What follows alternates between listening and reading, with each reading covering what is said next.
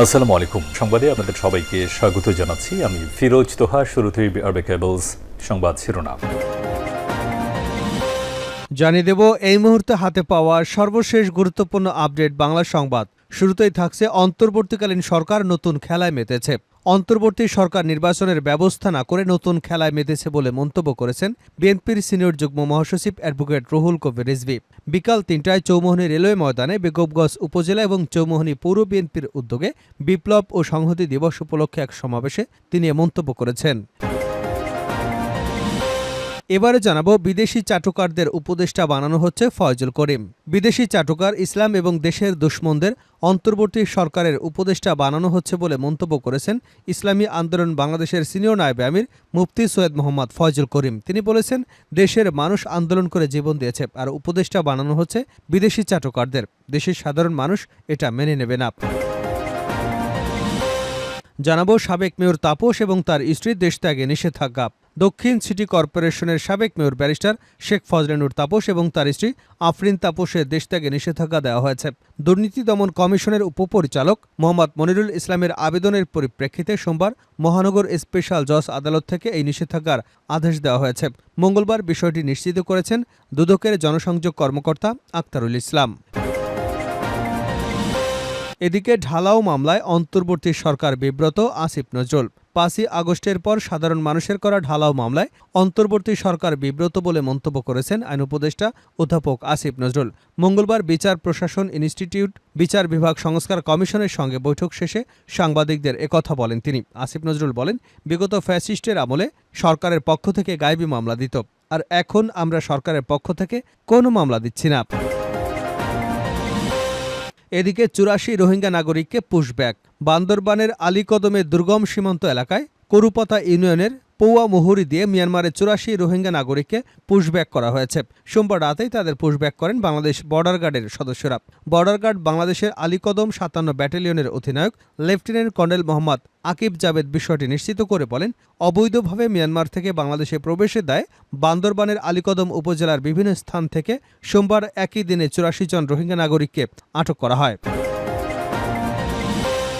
এবং সর্বশেষ জানাবো আন্তর্জাতিক সংবাদ। গোপনে পরমাণু যুদ্ধজাহাজ তৈরি করেছে চীন টার্গেটকে। জনসংখ্যার দিক দিয়ে বিশ্বের সবচেয়ে বড় নৌবাহিনীর স্থান দখল করে আছে চীনের নৌবাহিনী। জনশক্তির সঙ্গে তাল মিলিয়ে বাহিনী আধুনিকায়ন করছে বেইজিং। এরই মধ্যে যুক্তরাষ্ট্রকে টেক্কা দিতে বিশ্বব্যাপী নৌবাহিনীর আভিযানিক সক্ষমতা বাড়াতে কাজ করে চলেছে শি জিনপিং প্রশাসন।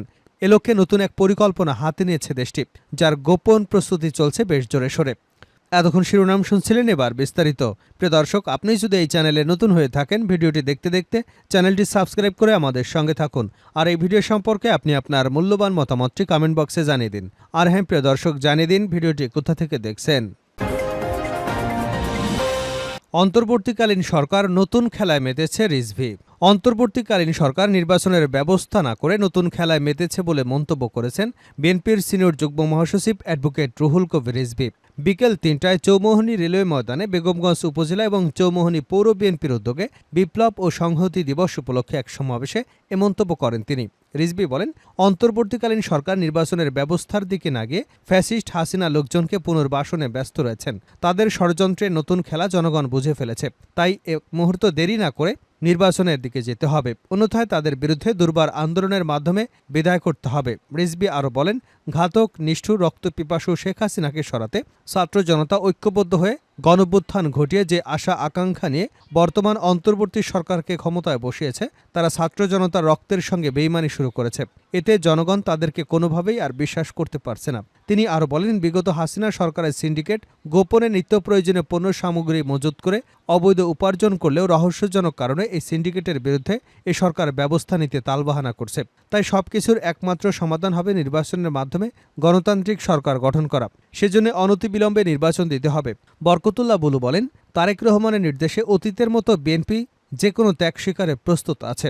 গত ১৭ বছর দলের হাজার হাজার নেতাকর্মী গুম খুন অপহরণের শিকার হয়েছেন। এজন্য ফ্যাসিস্ট হাসিনা এবং তার দোসরদেরকে বিচারের আওতায় এনে কঠিন শাস্তির ব্যবস্থা করতে হবে, অন্যথায় যে কোনো আন্দোলন সংগ্রাম গড়ে তোলা হবে।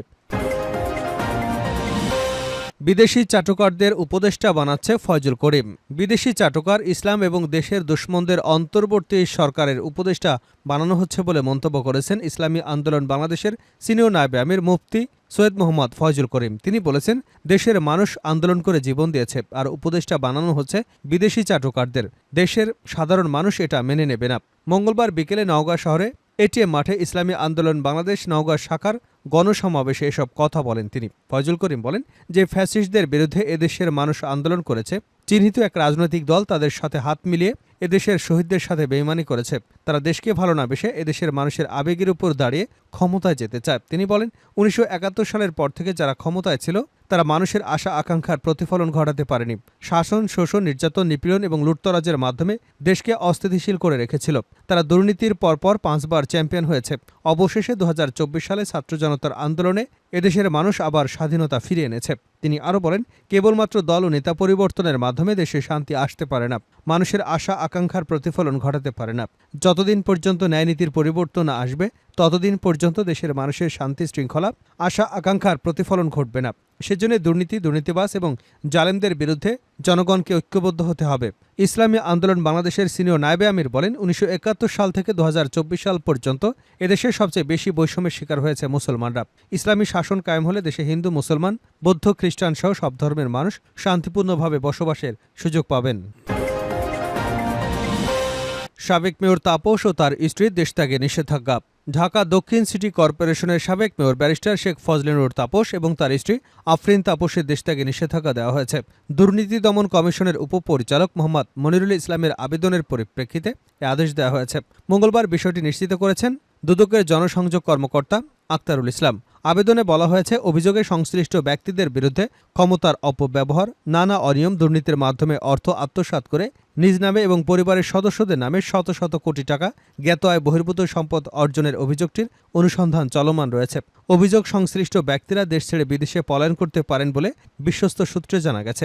অভিযোগের সুষ্ঠু তদন্তের স্বার্থে তাদের বিদেশ গমন রোহিত করা একান্ত প্রয়োজন। গত অক্টোবরে তাপসের বিরুদ্ধে অনুসন্ধান শুরু করে দুদক। ৩রা নভেম্বর সাবেক মেয়র ব্যারিস্টার ফজলেনুর তাপসকে জিজ্ঞাসাবাদের জন্য তলব করা হয়েছিল, তবে তিনি হাজির হননি। বিভিন্ন সূত্রে জানা যায়, তিনি দেশত্যাগ করেছেন। তার বিরুদ্ধে অভিযোগ, টেন্ডার, ইজারা, নিয়োগ, দোকান বরাদ্দ সহ অসংখ্য কাজ করে তিনি আত্মীয় স্বজন এবং তার সিন্ডিকেটের মাধ্যমে শত শত কোটি টাকা হাতিয়ে নিয়েছেন। ঢালাও মামলায় অন্তর্বর্তী সরকার বিব্রত, আসিফ নজরুল। 5ই আগস্টের পর সাধারণ মানুষের করা ঢালাও মামলায় অন্তর্বর্তী সরকার বিব্রত বলে মন্তব্য করেছেন আইন উপদেষ্টা অধ্যাপক আসিফ নজরুল। মঙ্গলবার বিচার প্রশাসন প্রশিক্ষণ ইনস্টিটিউটে বিচার বিভাগ সংস্কার কমিশনের সঙ্গে বৈঠক শেষে সাংবাদিকদের একথা বলেন উপদেষ্টা। আসিফ নজরুল বলেন, বিগত ফ্যাসিস্ট আমলে সরকারের পক্ষ থেকে গায়েবী মামলা দিত, আর এখন আমরা সরকারের পক্ষ থেকে কোনো মামলা দিচ্ছি না। সাধারণ লোকজন, ভুক্তভোগী লোকজন, রাজনৈতিক প্রতিপক্ষ তারা অন্যদের ব্যাপারে ঢালাও মামলা দিচ্ছে। এটা আমাদের অত্যন্ত বিব্রত করে। আমরা অনেক ধরনের আইনি সংস্কার পদক্ষেপ নেওয়ার কথা ভাবছি। আমাদের প্রত্যাশা আইনগতভাবে কিভাবে জিনিসটা মোকাবেলা করা যায়। উচ্চ আদালতে বিচারক নিয়োগে আইন করা হবে জানিয়ে উপদেষ্টা বলেন, পরবর্তী সময়ে উচ্চ আদালতে যে বিচারক নিয়োগ হবে এটা আমরা একটা আইনের মাধ্যমে করতে চাচ্ছি। এ দাবি সমাজে বহুদিন যাবত আছে। 2008 সালে একটা আইন তৈরি করা হয়েছিল। ফ্যাসিস্ট সরকার এসে ওটাকে আবার আইনে রূপান্তরিত করেনি। আমরা ওই আইনটাকে আরও বেশি যুগোপযোগী করার সহায়তা চেয়েছি। বিচার বিভাগ সংস্কার কমিশনের কাজের অগ্রগতি সম্পর্কে আসিফ নজরুল বলেন, উনারা যেভাবে কাজ আগাচ্ছেন আমি খুবই আশাবাদী। ওনারা যেরকম একটা বিচার বিভাগ প্রতিষ্ঠার লক্ষ্য নিয়ে কাজ করে যাচ্ছেন বা স্বপ্ন দেখাচ্ছেন, এটা যদি সত্যি করা যেত তাহলে সম্ভবত আমাদের বিচারাঙ্গনের সমস্যা যা আছে সেগুলো আর থাকতো না। শেষ করছে আন্তর্জাতিক সংবাদ দিয়ে। গোপনে পরমাণু যুদ্ধজাহাজ তৈরি করছে চীন, টার্গেটকে। সেনা সংখ্যার দিক দিয়ে বিশ্বের সবচেয়ে বড় নৌবাহিনীর স্থান দখল করে আছে চীনের নৌবাহিনী। জনশক্তির সঙ্গে তাল মিলিয়ে বাহিনীর আধুনিকায়ন করেছে বেইজিং। এরই মধ্যে যুক্তরাষ্ট্রকে টক্কর দিতে বিশ্বব্যাপী নৌবাহিনীর আভিযানিক সক্ষমতা বাড়াতে কাজ করে যাচ্ছে শি জিনপিং প্রশাসন। এ লক্ষ্যে নতুন এক পরিকল্পনা হাতে নিয়েছে দেশটি, যার গোপন প্রস্তুতিও চলছে বেশ জোরে সোরে। বার্তা সংস্থা এপির এক প্রতিবেদনে বলা হয়েছে, নিজেদের বহরে পরমাণু চালিত বিমানবাহী রণতরী যোগ করবার পরিকল্পনা করছে চীনের পিপলস লিবারেশন নৌ শাখা। বিশ্বে শুধু যুক্তরাষ্ট্র এবং ফ্রান্সের কাছে এই প্রযুক্তির বিমানবাহী রণতরী রয়েছে। প্রতিবেদনে বলা হয়েছে, মার্কিন নৌবাহিনীর পরমাণুচালিত 11টি রণতরী রয়েছে। তাই চীনও চাইছে মার্কিন প্রভাব মোকাবেলায় নিজেদের পরমাণুচালিত বিমানবাহী রণতরী নিয়ে আসতে। কারণ কোনো প্রকার জ্বালানি নবায়ন ছাড়াই বেশ কয়েক মাস সাগরে ভেসে থাকতে পারে এসব যুদ্ধজাহাজ। বর্তমানে চীনে 3টি বিমানবাহী রণতরী রয়েছে। চতুর্থ বিমানবাহী রণতরীর কাজ শেষ করেছে দেশটি। তবে এটি পরমাণু কিনা, প্রচলিত জ্বালানি চালিত হবে কিনা তা নিশ্চিত নয়। বলা হচ্ছে, এই রণতরীর জন্য ইতিমধ্যেই পারমাণবিক চুল্লির একটি প্রোটোটাইপ তৈরি করা হয়েছে। পারমাণবিক শক্তি চালিত প্রোপালশন সিস্টেম নিয়ে চীন কাজ করছে বলে নিশ্চিত করেছে ক্যালিফোর্নিয়ার মিডলবারি ইনস্টিটিউট অব ইন্টারন্যাশনাল স্ট্র্যাটেজির স্যাটেলাইট ইমেজ এবং দেশটির সরকারি নথিপত্র।